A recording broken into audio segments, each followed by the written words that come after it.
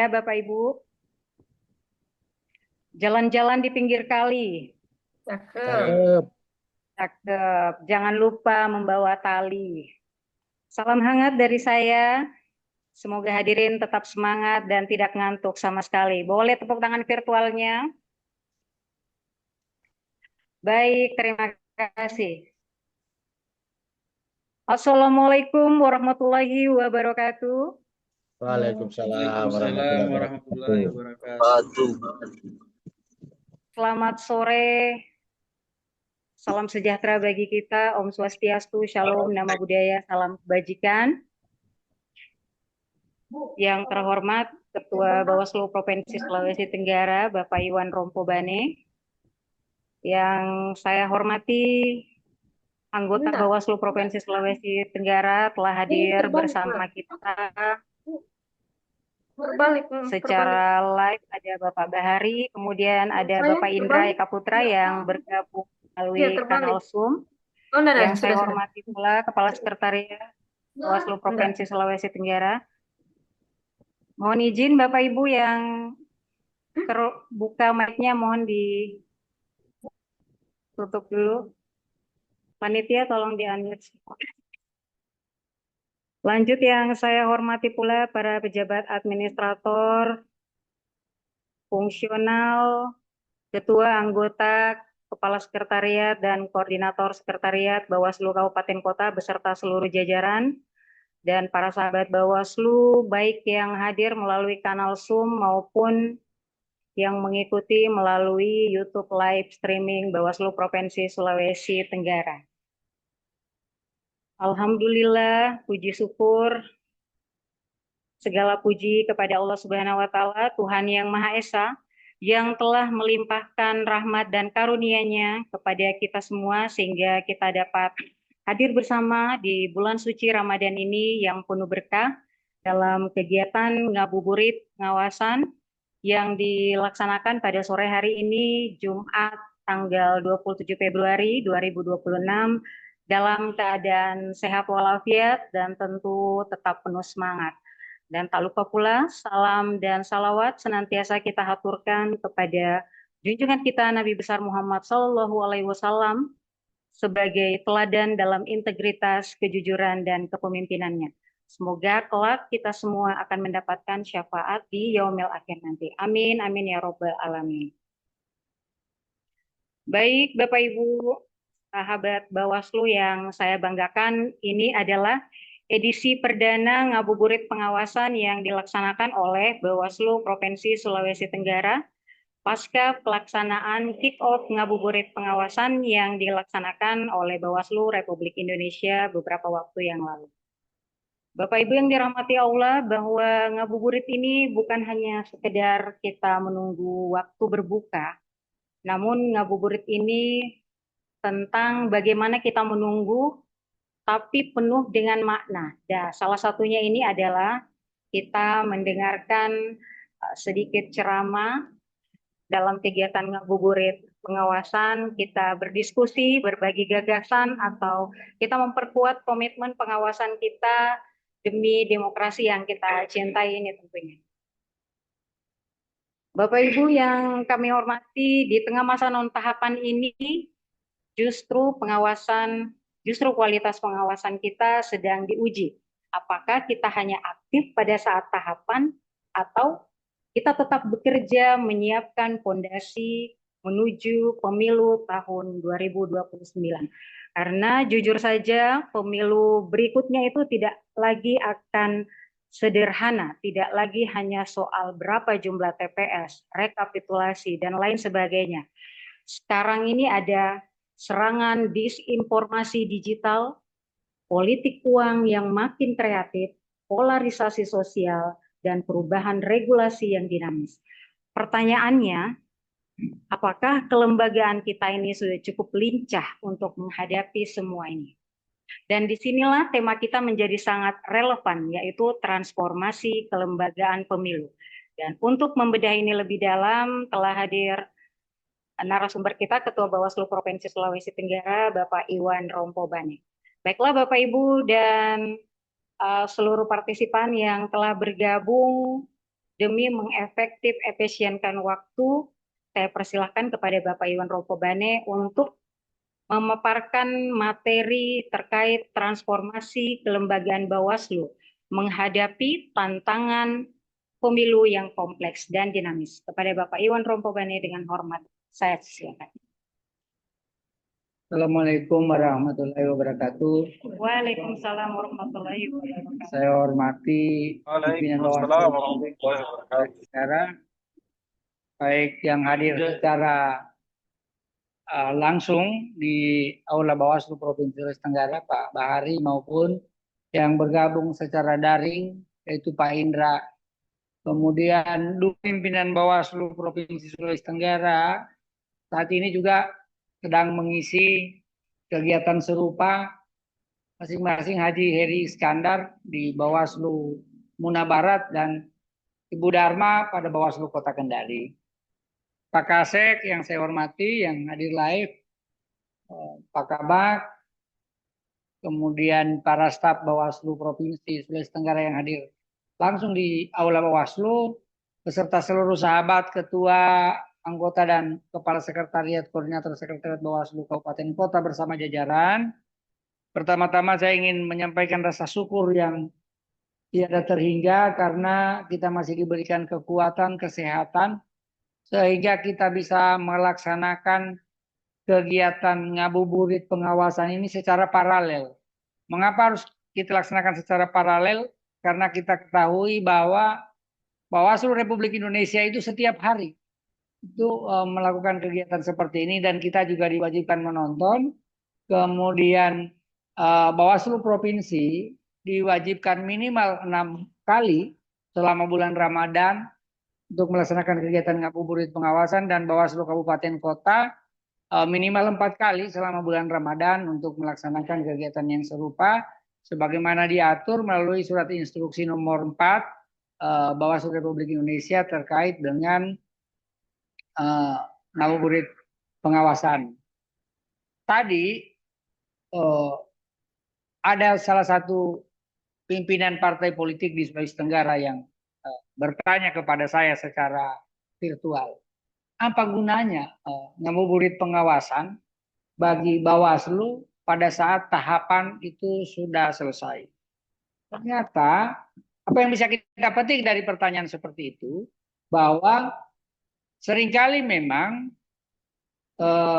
pengawas pemilu secara khusus maupun penyelenggara pemilu secara umum dianggap hanya bekerja pada masa tahapan saja. Sehingga kemudian saya menjelaskan bahwa ngabuburit pengawasan ini adalah salah satu upaya dari Bawaslu secara berjenjang yang dilaksanakan secara top down dari atas ke bawah untuk terus-menerus memelihara moral pasukan dan mengawasi perilaku dan tindakan jajaran pengawas.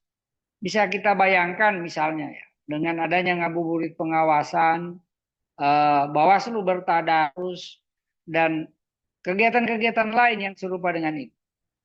Ini akan membuat insan-insan Bawaslu menyadari tanggung jawabnya bahwa lembaga ini dibuat, lembaga ini dihadirkan bukan hanya untuk mengawasi tahapan, tetapi sebagai kementerian lembaga yang bertanggung jawab pada tumbuh kembang demokrasi, maka lembaga-lembaga ini perlu terus melakukan kegiatan yang berkaitan dengan bagaimana meningkatkan indeks kualitas demokrasi di wilayah tugas masing-masing. Karena itu saya bersyukur sekali bahwa pada kesempatan ini untuk pertama kali kita akan membahas tema mengenai transformasi kelembagaan Bawaslu ya pasca atau setelah masa tahapan ini. Kalau kita lihat sebenarnya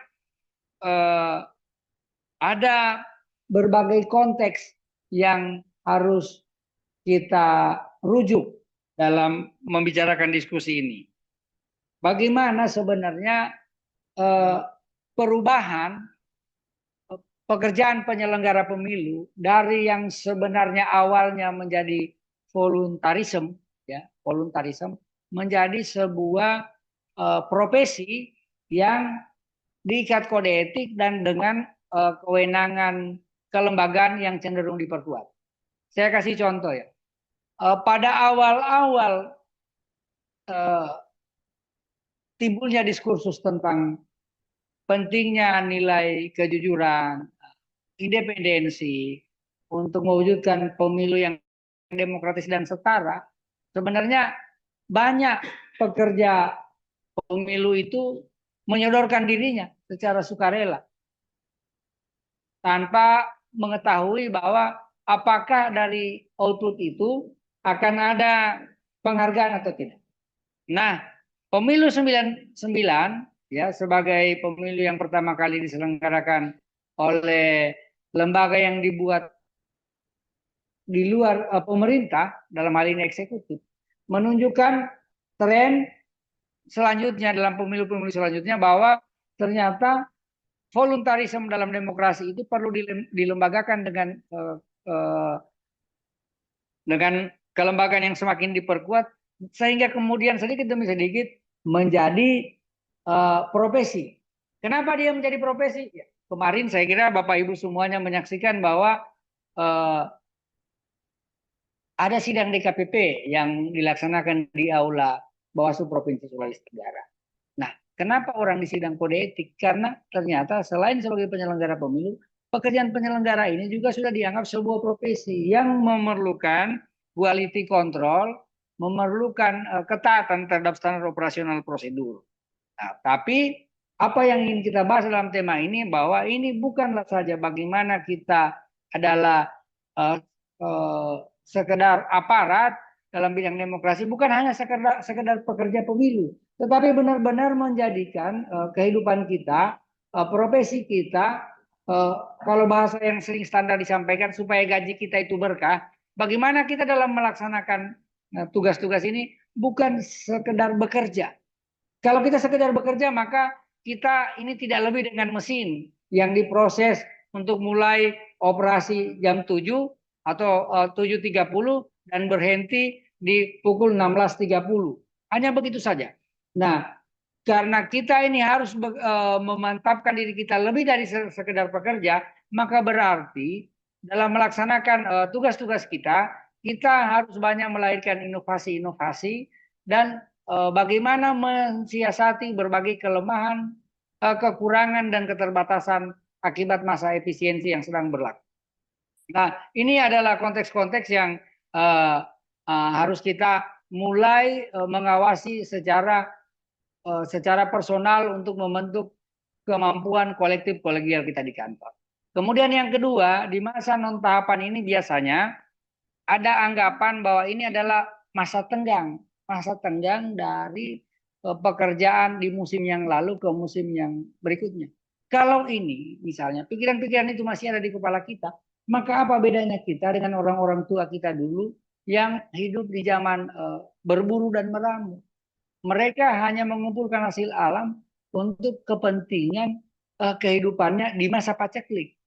Nah kita, ya karena kita ini tidak hidup lagi di masa berburu dan meramu, bahkan kita sudah jauh meninggalkan masa subsisten, di mana orang mencari hanya untuk yang kebutuhan makan pribadinya saja. Kita sudah hidup di era pasar dan penyelenggara pemilu itu yang dikelola adalah kepercayaan publik.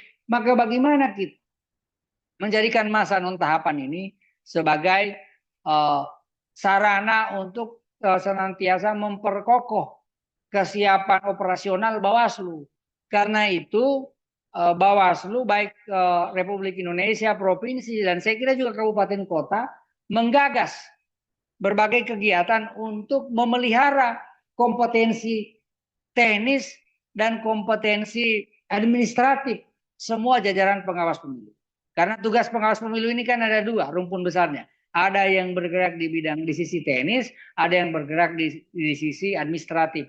Kedua-duanya tidak boleh saling menegasi. Karena dari kolaborasi kedua itulah maka akan lahir bagaimana pengawasan yang sesungguhnya. Nah, kemudian karena itu ya, saya mengapresiasi secara khusus beberapa Bawaslu kabupaten kota yang saya lihat di monitor ini menggelar ngabuburit pengawasan atau menyiarkan secara langsung ngabuburit pengawasan Bawaslu provinsi ini melalui satu forum ya di kantor masing-masing. Walaupun kemudian juga boleh di tempat kita sendiri, tetapi akan lebih bagus kalau kita kelihatan ramai di dalam satu forum.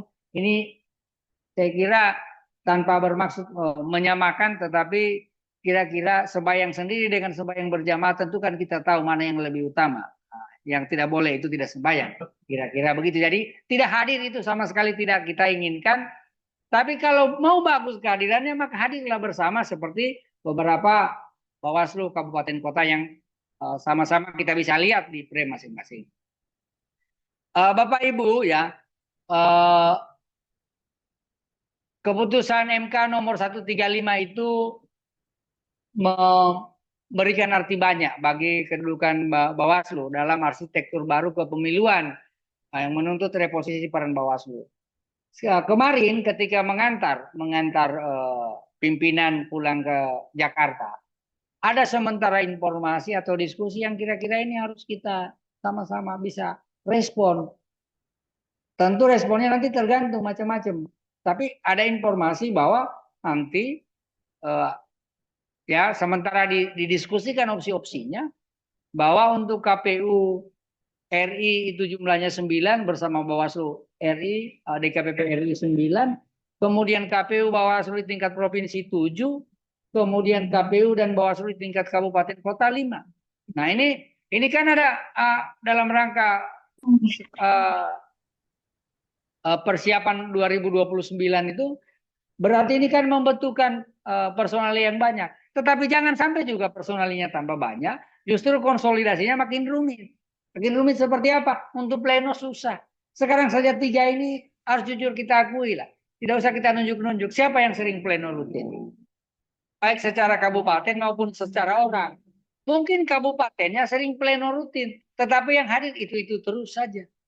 Kan kira-kira begitu. Bahkan mungkin ada juga kabupaten yang mungkin sudah tidak pernah lagi ke kantor. Nah, karena itu tolong ini kita hindari. Bahkan ada sementara diskusi katanya nanti untuk penyelenggara pemilu pengawas itu diusulkan kecamatannya juga permanen, Pak. Ada juga yang bersuara seperti begitu. Nah, bagaimana itu dengan rancang bangun seperti itu? Bukankah berarti kepercayaan kepada Bawaslu di tengah juga banyaknya suara-suara sumbang juga? Nah, itu juga berarti berbanding apa namanya antara yang sumbang dengan yang agak sedikit merdu. Kira-kira begitu. Nah ini harus semua kita bisa jawanta kawan-kawan yang ada di kabupaten kota. Nah kemudian ini harus kita lihat bahwa transformasi lembaga penyelenggara pemilu Bawaslu ini bukan hanya merupakan respon ya, bukan hanya respon terhadap regulasi, tetapi juga respon terhadap kebutuhan historis untuk menjaga kepercayaan publik. Karena sebagai penyelenggara kita ini bisnis kita adalah menjaga kepercayaan publik.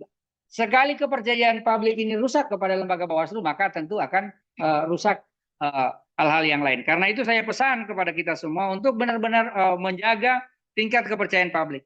Saking menjaganya Bawaslu RI terhadap tingkat kepercayaan publik itu, maka sebagaimana kita ketahui dalam waktu-waktu berkala Bawaslu itu mempublikasi tingkat kepuasan publik terhadap kinerja Bawaslu.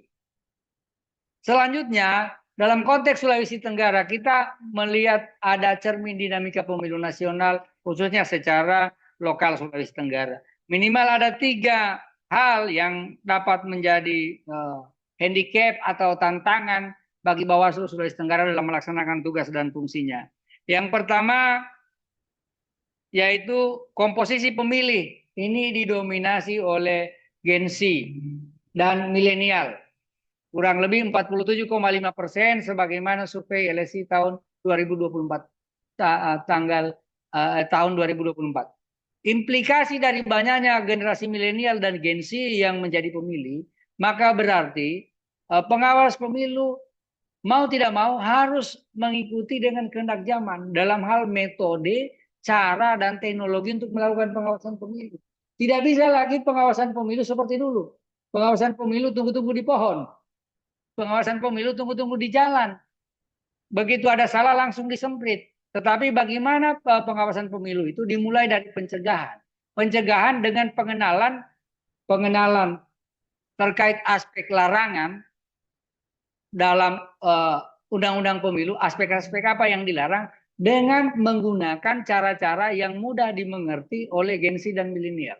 Khususnya penggunaan teknologi dan kemungkinan mengadopsi teknologi artificial intelligence yang dapat menunjang itu. Kemudian yang kedua, ini moralitas politik publik ya. Mayoritas 57,1% menolak politik uang. Namun masih ada 35,9% yang menganggap ini wajar. Nah, ini adalah tantangan bagi Bawaslu untuk menekan ini, sekaligus juga tantangan terhadap kewenangan Bawaslu dalam memproses dan menangani tindak pidana pemilu, di mana salah satunya adalah tindak pidana politik uang. Ada diskusi apakah Bawaslu dilepaskan sama sekali dari itu ataukah diberikan kemampuan penanganan penindakan yang lebih. Nah, ini tentu semua jajaran pengawas harus siap-siap merespon itu dalam konteks menunggu perubahan undang-undang. Karena perubahan undang-undang ini nanti akan menjadi dasar bagi penyelenggara pemilu termasuk Bawaslu untuk melaksanakan tugas-tugasnya. Tetapi seyogianya Bawaslu tetap memelihara kemampuan kompetensi teknis dan administratifnya melalui kegiatan-kegiatan yang sudah diprogramkan pada divisi SDM ODE ya, dengan berbasis kurikulum khususnya terhadap beberapa pendidikan fungsional bagi tenaga kepengawasan pemilu, baik yang ada di sekretariat maupun di komisioner, misalnya pendidikan penyelidik, pendidikan investigatif, dan pendidikan mediator serta yang lain dalam konteks untuk menjalankan fungsi dan kewenangan Bawaslu yang lebih bagus. Kemudian secara Sulawesi Tenggara kita melihat bahwa masih adanya kerawanan sosial, yaitu masih adanya potensi politik identitas dan praktik politik uang yang sistemik pada masa pemilu, yang saya kira pada masa pemilihan kepala daerah hal-hal seperti ini sempat muncul. Kemudian pada saat pemilu kan politik uang juga sempat muncul. Nah, sehingga kemudian karena ini adalah bagian dari kegiatan pengawasan, ini adalah bagian dari ikhtiar Bawaslu secara kelembagaan untuk membangun moral, tetap memelihara kemampuan operasional Bawaslu, maka momentum ini ya, tidak momentum di ruang tahapan ini kita memberi istilah bukanlah ruang untuk berhenti, bukan ruang untuk istirahat, bukan ruang untuk jeda, bukan ruang untuk spasi, tetapi ruang untuk belajar, ruang untuk asah terhadap kemampuan Bawaslu. Sehingga kesyukuran kita Bawaslu Provinsi Sulawesi Tenggara ini tipe A, ada 4 bidang yang menjalankan kebijakan-kebijakan pimpinan ya, melalui pleno. Demikian juga di kabupaten kota ya, subak-subak itu menjalankan kebijakan pimpinan melalui pleno untuk terus melakukan inisiatif strategis terhadap pelaksanaan tugas dan fungsi serta kewenangan Bawaslu sesuai dengan daftar isian pelaksanaan anggaran yang telah diberikan oleh Bawaslu Republik Indonesia pada setiap tahun anggarannya. Memang kita sadari daya dukung dari LIPA kita pada tahun ini memang sangat jauh dibandingkan pada saat tahapan. Tetapi disinilah diperlukan ruang kreativitas, ruang inovatif dari pimpinan sekretariat, baik itu namanya kepala maupun koordinator bersama kasubagnya untuk bisa melakukan sebuah mediator, sebuah nilai mediasi antara beban tugas yang demikian berat dengan daya dukung anggaran yang sedemikian kecil. Nah, ini nanti ada yang bilang, apa ketua gampang bicara? Tidak. Ya memang saya tahu ini memang tidak semudah yang kita ucapkan. Tetapi banyak contoh-contoh bisa kita tunjukkan kalau kemudian kita semuanya duduk, kemudian berdiskusi secara terbuka, ternyata situasi non tahapan itu tidak juga membuat dunia seperti kiamat. Dunia ini tidak juga kiamat. Kita masih bisa tetap berjalan dan melaksanakan program-program yang kita yakini bisa mendukung eh, apa eh, program-program kita. Nah, saya kira model kegiatan yang selama ini kita lakukan tidak perlu saya ulas secara mendalam karena ini semuanya kan kita melaluinya bersama. Apa inisiatif-inisiatif strategis yang ada di provinsi ini tidak perlu saya ulas, semuanya kita lalui secara bersama. Tapi saya ingin mengelaborasi pada bagaimana status tantangan spesifik penguatan kelembagaan di daerah kita. Ya, jadi ini peta kita. Kurang lebih 8 satker kabupaten kota kita ini sudah mandiri. Kita masih ada 9. Tetapi dari 8 ini, yang terpenuhi kebutuhan pejabat strukturalnya hanya 1 satker, yaitu Bawaslu Kabupaten Buton. Karena itu kita meminta Bawaslu lain yang sudah menjadi satker mandiri agar segera melakukan pengusulan dan pengisian jabatan struktural itu sebagaimana sudah pernah disampaikan beberapa hari yang lalu bahwa ini semua berasal dari usulan dari setiap tingkatan. Usulan dari setiap tingkatan ini diplenokan. Kemudian dilakukan harmonisasi di setiap tingkatan. Kemudian untuk karena kita ini disatker di kabupaten dan di provinsi, maka akan nanti diberikan pertimbangan oleh Ketua Bawaslu Provinsi. Nah, ini yang harus dilakukan oleh kawan-kawan yang sudah satker. Sementara yang masih non satker ini, maka kita akan mengupayakan menjadi satker bersama dengan keinginan Bapak Sekjen Bawaslu supaya semuanya menjadi satker. Tentu semua kita hargai upayanya, termasuk beberapa ini via media. Saya lihat walaupun belum disampaikan secara resmi, tapi saya lihat Muna sudah dapat hibah, kemudian Muna Barat sudah dapat pinjam pakai, Buton sudah dapat, Bau-Bau sudah dapat pinjam pakai. Nah, ini momentum-momentum yang harus dipelihara terus, ditingkatkan, sehingga status kelembagaan Bawaslu di kabupaten kota itu semakin kuat. Kalau status kelembagaannya juga semakin kuat, semakin mandiri, maka percaya saja ada efek kewibawaan yang akan dimiliki Bawaslu ketika masa tahapan maupun non tahapan dalam melaksanakan tugas dan kewenangannya. Dibandingkan misalnya saya tidak kalau dalam situasi-situasi ada beberapa, tapi bukan di Sulawesi Tenggara, yang tidak menyadari potensi strategis kelembagaan yang dia miliki. Kemudian yang kedua, tentu masih ada kesenjangan regulasi ya. Belum ada sampai sekarang bagaimana regulasinya kalau Bawaslu itu menemukan pelanggaran pemilu yang dilaksanakan di masa tahapan tetapi ditemukannya jauh di masa non tahapan. Nah, ini bagaimana nih ceritanya? Ya, misalnya saja karena proses di masa non tahapan ini kan kita banyak membedah peristiwa-peristiwa yang kita alami di masa tahapan itu. Akhirnya staf kita baik di pengawasan maupun di PP atau di PS menemukan ada dokumen di masa lalu yang dikeluarkan oleh baik peserta maupun penyelenggara pemilu ternyata salah loh. Salah. Nah, ketika kita temukan begitu, koreksinya seperti apa? Bagaimana Bawaslu melakukan koreksi terhadap hal seperti itu? Nah, inilah yang saya kira salah satu yang perlu nanti dipikirkan oleh Bawaslu RI, bagaimana melakukan upaya korektif terhadap pelanggaran-pelanggaran di masa non tahapan yang ketahuannya di masa non tahapan. Mungkin secara sederhana kita akan menjawab bahwa ini kan bisa dilaporkan ke DKPP, ke etik. Tapi apakah itu merupakan upaya korektif terakhir? Apakah tidak ada upaya korektif yang lain untuk menghilangkan kesalahan-kesalahan tersebut? Kemudian Hal-hal yang harus dilakukan yaitu bagaimana kita dengan keadaan seperti ini melakukan konsolidasi demokrasi.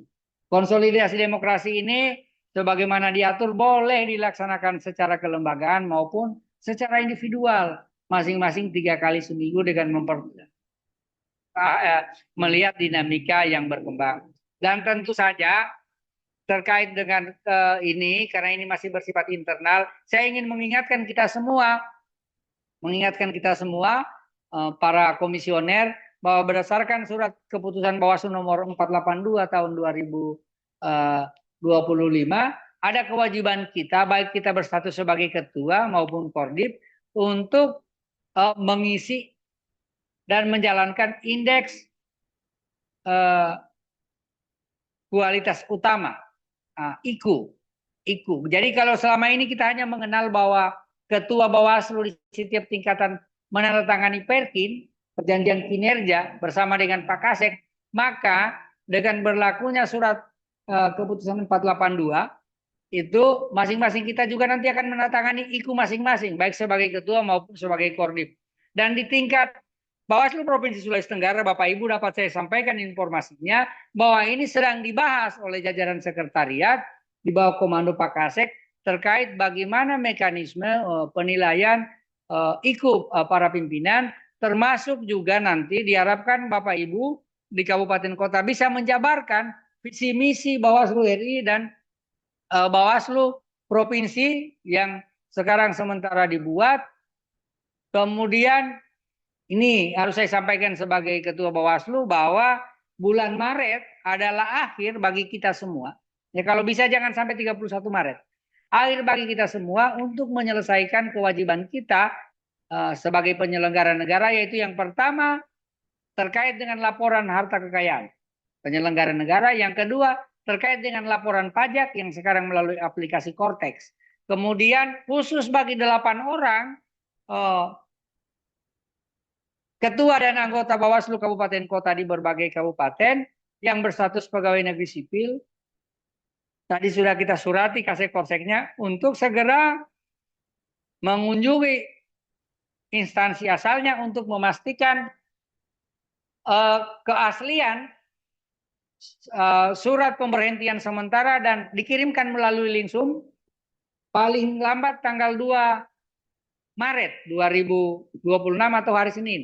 Dan khusus, ini harus terima kasih nih, Ketua Bawaslu Bau-Bau dan Ketua Bawaslu Konawe Utara, Ketua Bawaslu Konawe Selatan harus terima kasih sama Sekretaris Kasek Bawaslu Buton dan Kasek Bawaslu Konawe Utara. Karena untuk alasan efisiensi, walaupun Bapak-Bapak itu menjadi ketua di Bawaslu Bau-Bau dan Konawe Selatan, tetapi instansi asalnya ternyata di Buton dan di Konawe Utara. Maka kita perintahkan Kepala Sekretariat Bawaslu Buton dan Kepala Sekretariat Bawaslu Konawe Utara untuk mereka yang mengecek keaslian surat pemberhentian sementara saudara. Karena kalau kita mintakan Kaseknya langsung yang ke Konawe Utara atau ke Buton, nah ini lagi ada masalah.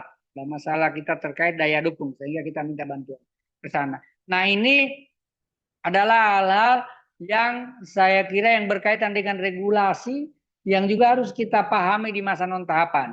Kemudian ada lagi tantangan lain ya yang spesifik.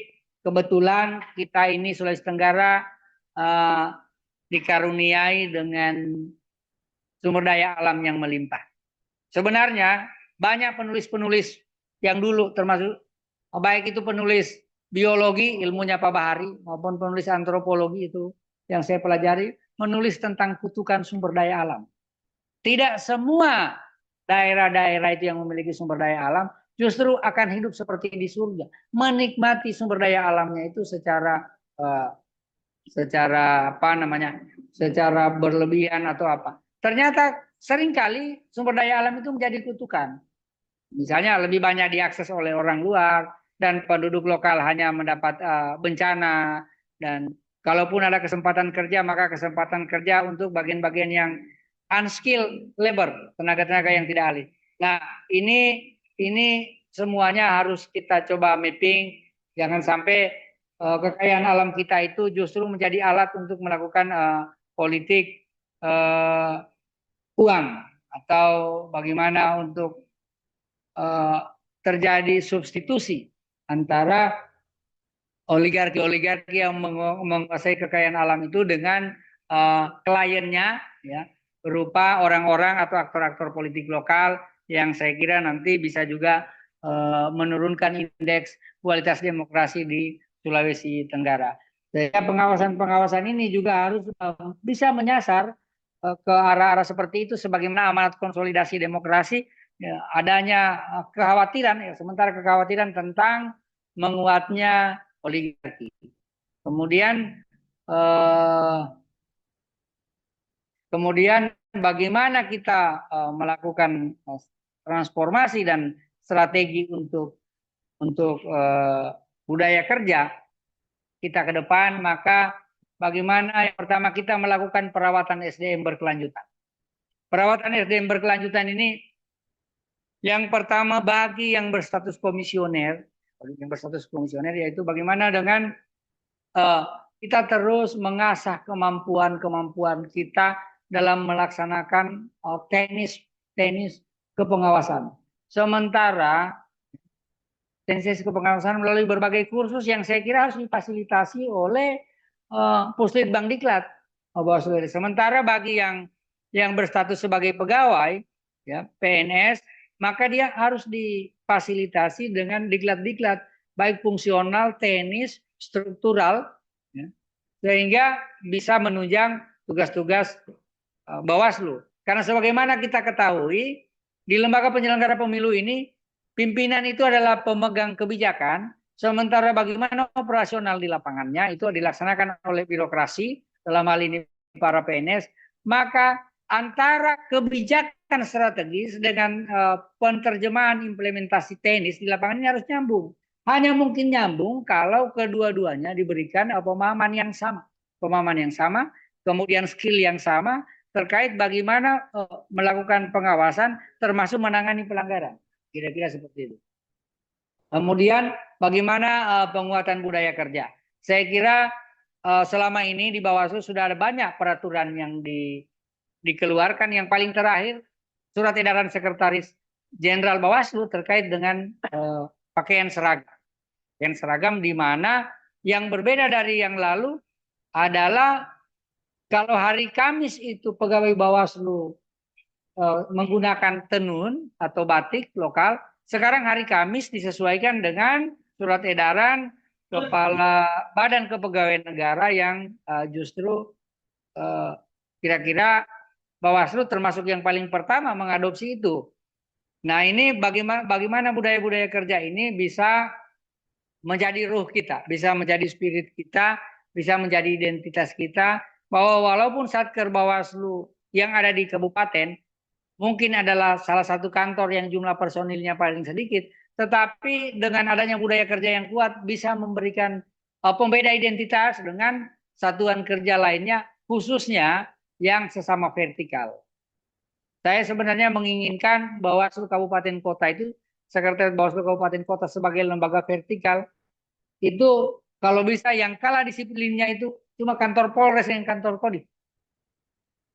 Iya kan? Ya, tapi saya akan kecewa kalau justru dikalahkan disiplinnya oleh kantor organisasi perangkat daerah. Karena kita ini adalah pegawai vertikal. Kalau di Amerika, kita ini pegawai federal, Pak. Pegawai pusat, pegawai federal. Bukan pegawai negara bagian.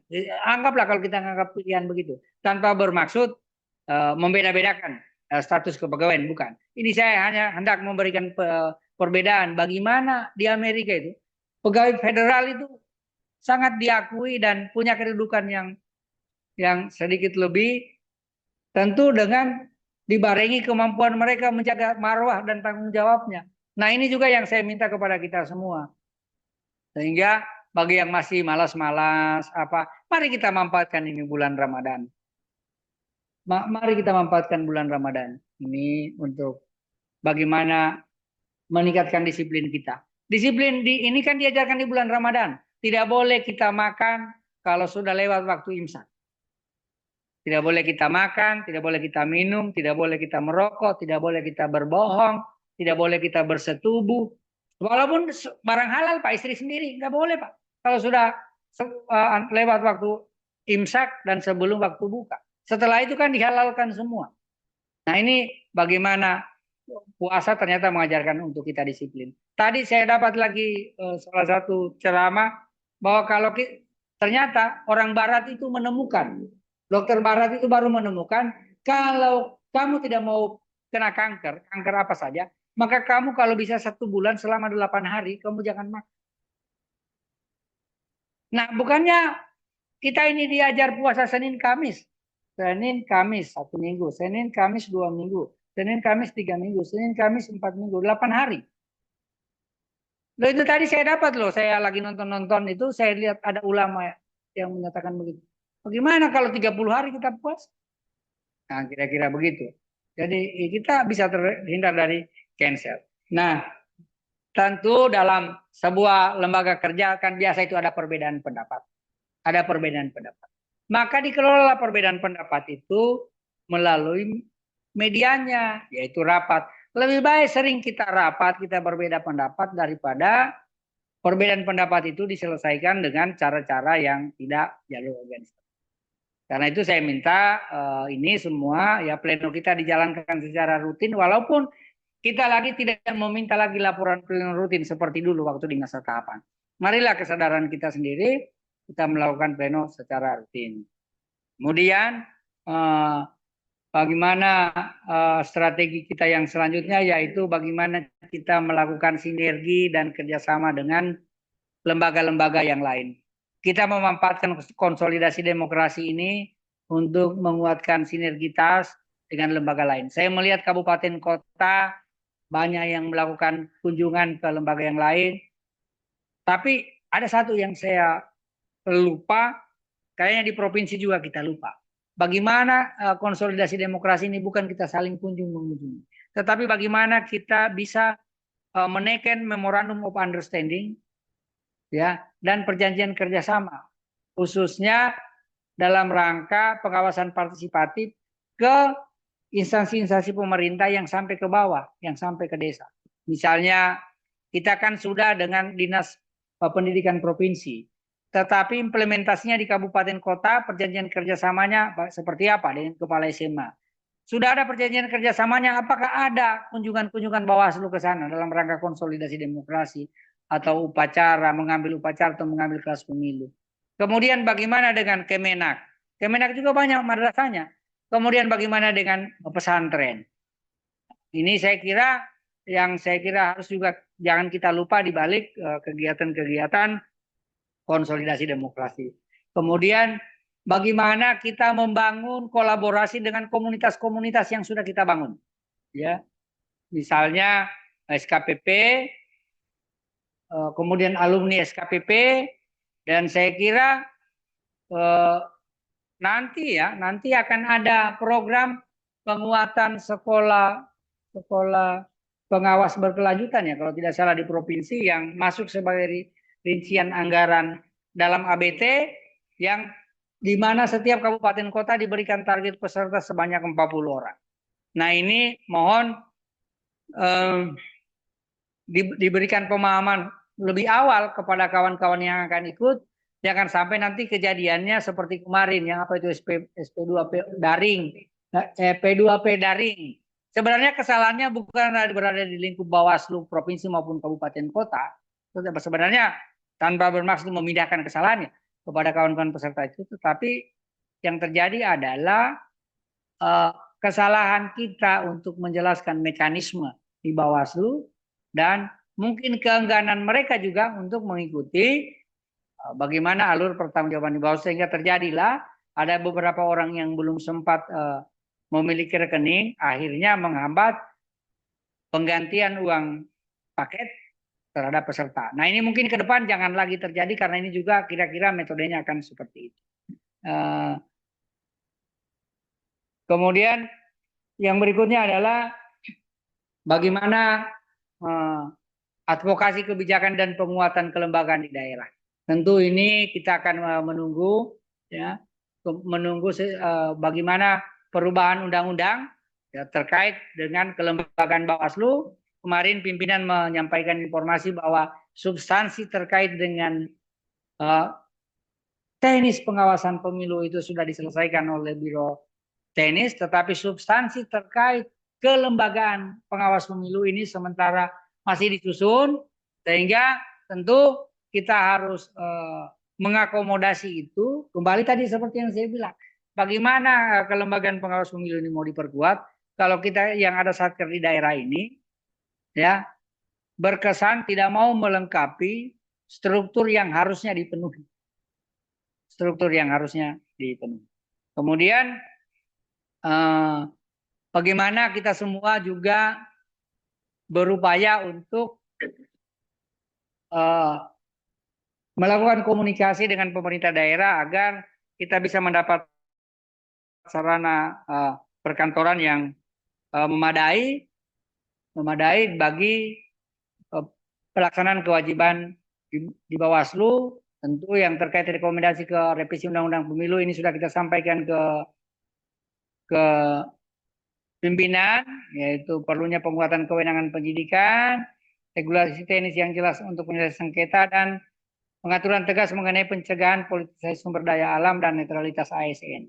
Nah, netralitas ASN ini kan kemarin ada putusan MK-nya bahwa harus dibentuk lagi sebuah lembaga yang menangani netralitas ASN, sehingga tidak seperti selama ini rekomendasi Bawaslu itu tidak ditahu muaranya kemana. Mudah-mudahan nanti kita tunggu pembuat undang-undang ini akan membuat seperti apa. Saya kira itu pengantar tausiah kita Ramadan ini, ngabuburit pengawasan. Kita masih ada waktu 30 menit lagi. Mungkin sambil disiapkan pembaca doanya untuk buka puasa. Jangan sampai nanti kita kasihkan bercerita. Kita tidak Dan saya kira kebetulan ada Pak Kasek di sini. Mungkin siapa tahu bisa dikasih 1-2 ayat. Ya, ada juga Pak Kasek jadwalnya. Saya kira demikian. Wassalamualaikum warahmatullahi wabarakatuh. Waalaikumsalam warahmatullahi wabarakatuh. Baik Bapak Ibu hadirin yang kami hormati. Demikianlah tadi sedikit uraian dari materi transformasi kelembagaan Bawaslu dalam menghadapi tantangan pemilu yang kompleks dan dinamis yang sudah disampaikan oleh Ketua Bawaslu Provinsi Sulawesi Tenggara, Bapak Iwan Rompobani. Pada kesempatan sore hari ini,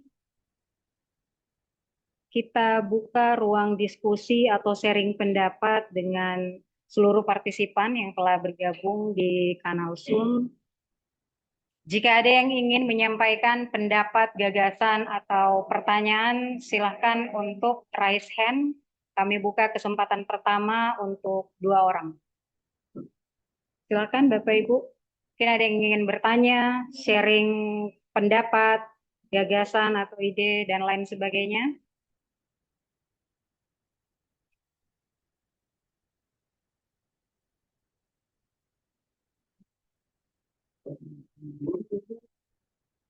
Belum ada Bapak Ibu?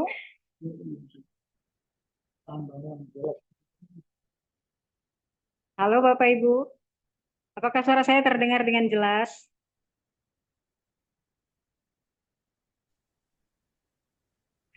Baik, kalau belum ada mungkin sambil dicatat-catat, mungkin ada hal yang pengen dibagi, di-sharing di acara ngabuburit pengawasan ini.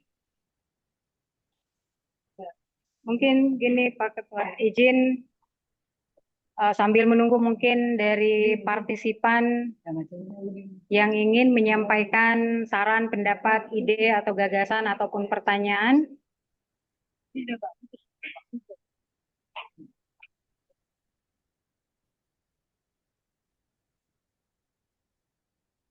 Izin mungkin Pak Ketua, saya sedikit ada ini.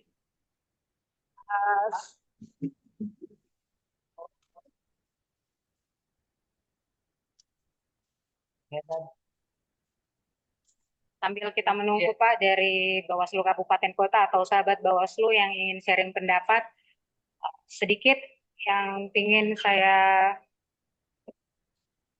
tanyakan sama Pak Ketua, ini sering kita mendengar apa soal paradigma, mendengar istilah transformasi. Tapi secara jujur, apakah yang harus berubah terlebih dahulu, Pak? Apakah struktur kelembagaan, budaya kerja, atau justru mindset para pengawas pemilu? Kira-kira pendapat Pak Ketua seperti apa? Oh gitu. Ya, Oke. Ini pertanyaan susah ini. Transformasi itu artinya perubahan. Ada sebuah apa nih? Kalau kita mau bilang hadis bukan, saya yakin bukan. Kita mau bilang kata mutiara juga tidak jelas siapa yang bilang. Ya.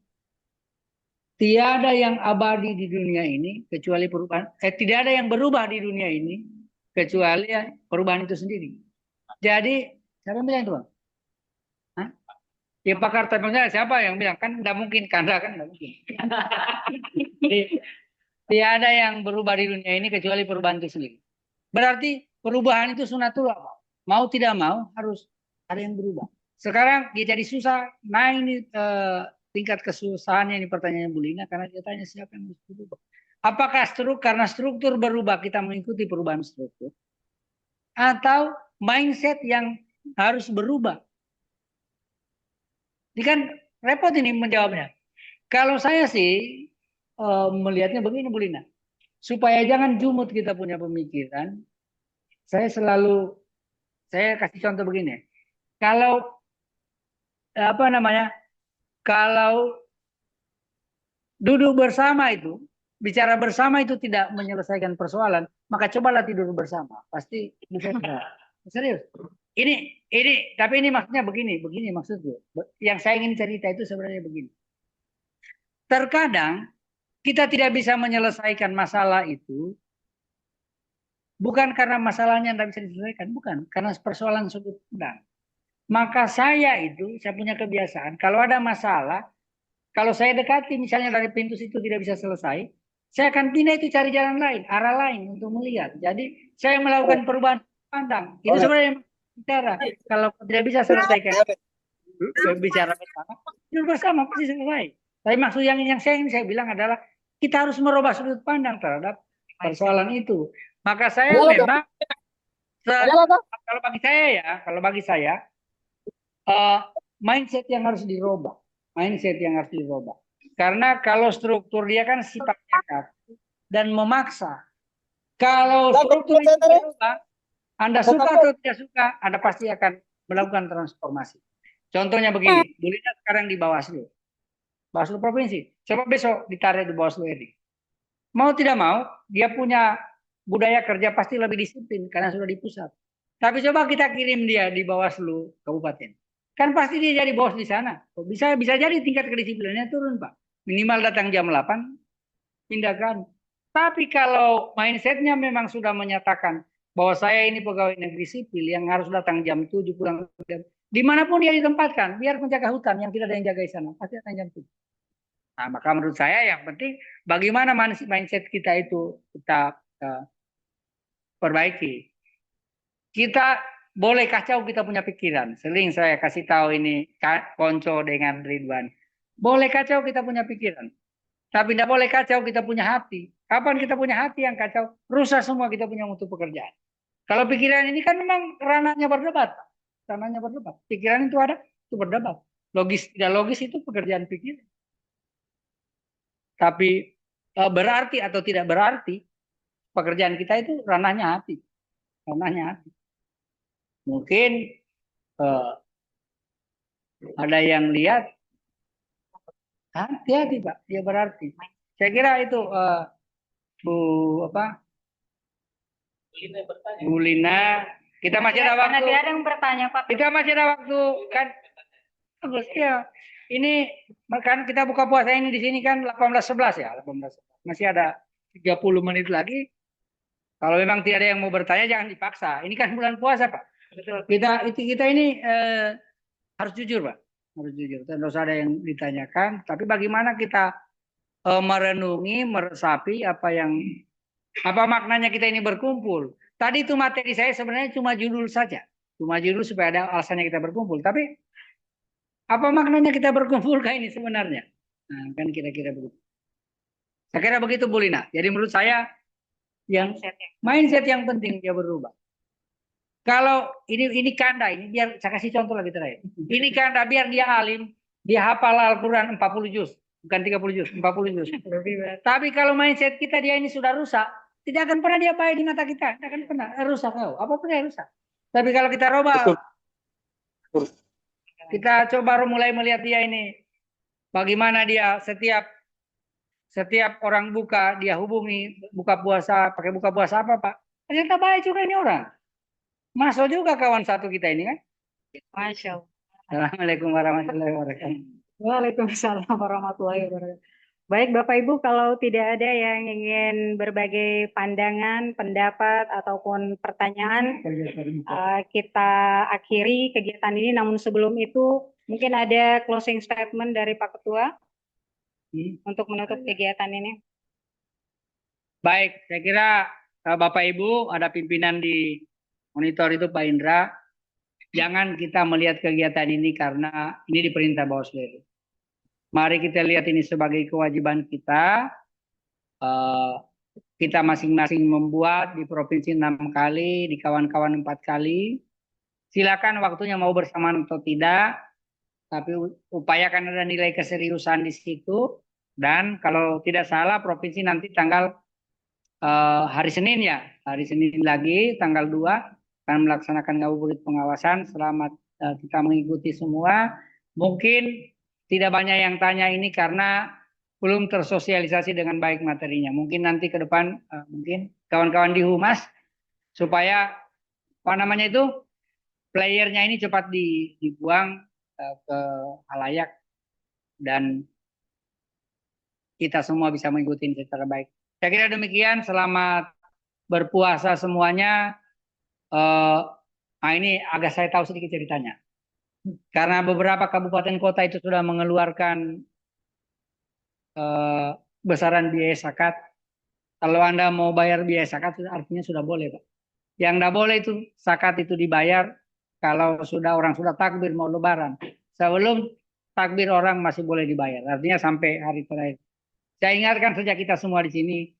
Karena setahu saya ini mudah-mudahan saya benar. Dan saya doakan mudah-mudahan saya salah. Mudah-mudahan saya benar. Setahu saya di sini kita semua yang di Bawaslu tidak ada yang dalam rumpun mustahik penerima zakat. Kita semua ini pemberi zakat. Jadi tolong kalau bisa diprogramkanlah kapan mau dibayar terserah. Mau dibayar sama siapa saya juga tidak bisa menentukan. Saya kira demikian. Wassalamualaikum warahmatullahi wabarakatuh. Baik, terima kasih banyak Pak Ketua atas pemaparan materi yang sangat luar biasa. Dan Bapak Ibu hadirin yang kami hormati, dari diskusi sore hari ini kita belajar satu hal penting bahwa kompleksitas pemilu itu pasti. Ketidaksiapan lembaga itu pilihan. Kita siapkah menghadapi tantangan pemilu yang akan datang atau tidak siap, itu pilihan. Karena transformasi kelembagaan berarti adalah kita berpikir lebih cepat dari perubahan, bekerja lebih kolaboratif, menggunakan teknologi secara cerdas, dan menjaga integritas tanpa kompromi. Bahwa menuju pemilu tahun 2029, kita tidak boleh hanya siap secara administratif saja, tapi kita juga harus siap secara sistem, sumber daya manusia, dan mentalitas. Karena demokrasi tidak hanya butuh aturan, namun demokrasi butuh lembaga yang tangguh. Dan ketangguhan itu tidak dibangun pada saat tahapan, tapi ketangguhan itu dibangun pada hari ini, saat ini, di non-tahapan. Mari kita jadikan transformasi bukan sekedar tema diskusi, tetapi agenda kerja bersama. Baik Bapak Ibu hadirin yang saya hormati, saya tutup kegiatan ini dengan sebuah pantun. Ke Kendari membeli kain, Cakep. sekitar di pelabuhan. Cakep. Lapar dan haus kita rasakan, asalkan ada jalan pote untuk berbuka, tenanglah perasaan. Terima kasih kepada administrator dan fungsional lingkup sekretariat Bawaslu yang telah membersamai kita pada kegiatan sore hari ini. Dan terima kasih pula kami ucapkan kepada seluruh partisipan yang telah bergabung melalui kanal Zoom dan YouTube live streaming Bawaslu Provinsi Sulawesi Tenggara. Akhir kata saya ucapkan wabillahi taufiq wal hidayah. Wassalamualaikum warahmatullahi wabarakatuh. Dan selamat menanti. Waalaikumsalam warahmatullahi wabarakatuh. Assalamualaikum warahmatullahi wabarakatuh. Dan wakil